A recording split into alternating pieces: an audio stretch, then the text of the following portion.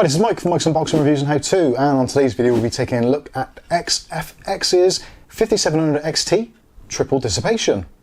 Possibly the best value 5700 XT on the market right now. Keep watching to find out more.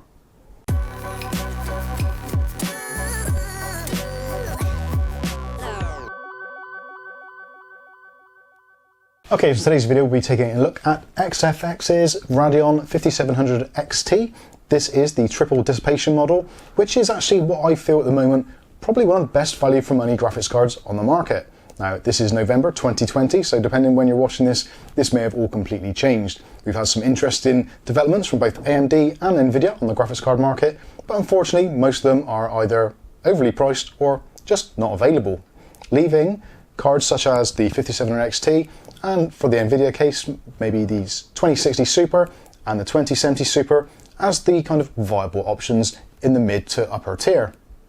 So let's take a look at the packaging, we'll take a look at the card itself, go through some of the specifications, and then I'll summarise with some gameplay and my final thoughts. So starting with the packaging, XFX, pretty much standard deal and looks very nice in the packaging. As you can see from the box there, we've got this really nice triple fan setup, hence the name, triple dissipation. So this is a step up from some of the twin fan cards, and this features a triple setup with two 90mm fans and 100mm fan. All of these support the zero fan or zero speed technology, so if they don't need to spin up, they won't do. And normally the threshold for this is around about 55 to 60 degrees, so if the card's underneath that level, then it will be absolutely silent in use.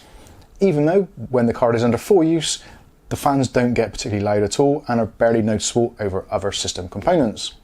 Interestingly though, this card actually comes with a dual BIOS with both an OC mode and a quiet mode. So if you do want to keep it that little bit quieter and actually not lose a great deal of performance at all, then the quiet mode may well be for you. This drops it down from the stock speeds of around about 1755 MHz to 1750. So a 5 MHz difference, and it's much quieter and much cooler.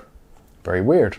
Other notable features, this is obviously built on the 7nm technology, as we've seen with the Navi cards. It supports Fidelity FX, FreeSync 2 HDR, and obviously backwards compatible with the first iteration of FreeSync, and also supports the RDNA architecture.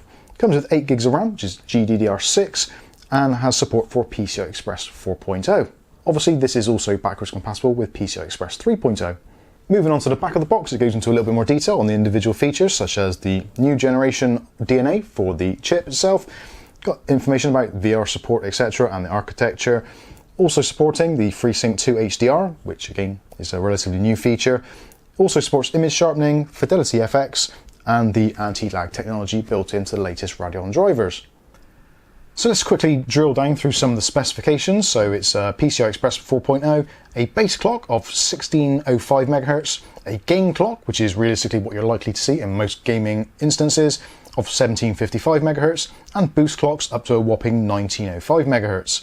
It's got 2560 stream processors, a memory bus of 256 bits, a memory clock of 14 gigabits per second, and a memory size of 8 gigabytes, as we said. The memory type is GDDR6, and the card profile is a dual slot design. The thermal solution is a triple fan sync. Inside the box, when you open it up, there isn't a great deal in there. There is literally a card welcoming you and a warranty card, and actually the card itself. And as you can see, this card is pretty stunning. Now for me personally, this fits in with pretty much every single build you could possibly imagine. There is no RGB on this card whatsoever, so it will fit in with pretty much any builds and not have that frustration of trying to get your graphics card RGB to synchronize with the rest of your system. But also it's in a very, very plain, almost totally black design. We've got a few highlights of silver on the XFX logos, but essentially everything on the card is either a satin matte black, a gloss black, or a matte black. So yeah, should fit in with pretty much most color schemes.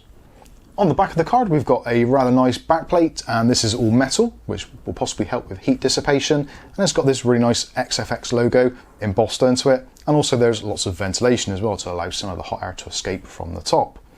One of the things that strikes me straight away is the actual length of this card. It is actually a monster, which is possibly why some people may struggle to get this to actually fit inside of their case. Because of this card being an absolute whopper with these 3 huge fans on there, again, there's a 90mm, 90mm and 100mm. So the entire length of this card is around about 310mm, that's basically just over a foot in length. So obviously do make sure that the case you're going to be planning to put this in has plenty of room for this graphics card. it is considerably bigger than the twin fan options. Also as well, from the side profile, from the PCI Express ports, you have got a slight overhang as well, so do take that into consideration. Another thing to take into consideration is actually where the power connectors are. The power connectors are mounted just here, and there's an 8-pin and a 6-pin. So with your cabling as well, that will add a little bit of extra depth. Next to that as well is actually a very hidden little switch, which is actually your BIOS selection switch. So again, this is a dual BIOS setup with the silent mode and the OC mode. Again, that does drop it down, well, 5 megahertz, which isn't a great deal, but certainly could be helpful if you're trying to reduce noise. But again, as I said before, the noise levels on this are virtually silent, and I really do struggle to hear it over any of the other fans in my PC. Taking the fan assembly off is a relatively straightforward task, and there's 4 screws here over the main CPU area, and also there are additional 1, 2, 3, 4 screws, which are just normal cross-headed screws, and then you can remove this entire section and gain access to things like dust prevention, repasting, all that kind of thing. Also, I did notice, taking this apart, on one of the screws there is actually one of those warranty void if removed stickers. Obviously, depending where you live, that may or may not be applicable, although it is unfortunate to see it in some regions. After taking the card apart, you can see quite easily there are 4 huge heat pipes that go around the radiator assembly, and one of the heat pipes at the top is actually huge and bends right round to the front section. This is ideal for keeping the card nice and cool, and the airflow doesn't seem to be hindered in any way. Also, this does have Micron RAM installed on it, which hopefully you can see from some of the close-ups I've provided. And also, this Micron RAM does actually appear to be slightly of a higher spec than the Samsung RAM that some of these cards are equipped with. So again, you may have to take it apart to see which one you've got, and also if you're considering tweaking the BIOS, this may be useful. Looking at connectivity on the card, then you've got 3 display ports and a single HDMI. The display ports support up to DisplayPort version 1.4, and the HDMI is version 2.0. And whilst we're talking of resolutions, this will support some pretty high-end resolutions. So starting at the bottom end, so 1080p at up to 240 Hz, 1440p at up to 240 Hz also, 1440p ultra-wide up to 190 Hz, 4K up to 120 Hz, and 8K at 60 Hz. I think that the 5700 XT is actually in a perfect position, as in price point and also the expected outcome. So for those of you at 1080p who want the high refresh gaming up to 240 Hz or 240 frames per second, this is going to cover that in most games relatively easily. Those of you looking at 1440p and maybe slightly higher, anywhere between 60 to 100 FPS is pretty likely in the selection of games. Obviously, depending on your games and what you're playing, your expectations, i.e. graphical fidelity and all those kinds of things, you can tweak this to either boost your frame rates or increase your image quality. So as you can see, for certain titles such as Far Cry New Dawn and things like Flight Simulator 2020, this card definitely does punch above its price tag. It does give you fantastic results, and for me at 1440p, this is pretty much the sweet spot in regards to price against performance. To summarise, now for me personally, this is actually a really difficult toss-up.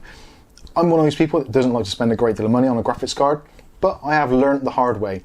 Recently I did buy a RTX 2060 KO, which at the time for £270 was seemingly like fantastic value for money. But with some of the newer games and also trying to play at higher refresh rates and also higher fidelity settings, it does start to show its age in 1440p. So comparatively, for an extra £100 give or take, at the moment this does actually push the boundaries and roughly gives me anywhere between 15 to 25% extra performance and also a little bit of headroom. Should I wish to go up to 4K in the near future, then that is definitely possible. Obviously, again, I will have to temper my expectations on what kind of refresh rates and also the graphical fidelity. But essentially, for less than £400, I think this actually is a winner. So if you want to check out this card in more detail, there'll be links in the video description below. If you want to leave any comments, please feel free to do so. I'm actually very interested to hear what you've got to say about this card, being that it is pretty much one of the only available cards under £400 which will do this kind of level of performance. So this has been the XFX RX 5700 XT triple dissipation model. I've been Mike, this is Mike's Unboxing Reviews and How To, and hopefully we'll catch you in the very next video. Thanks for watching.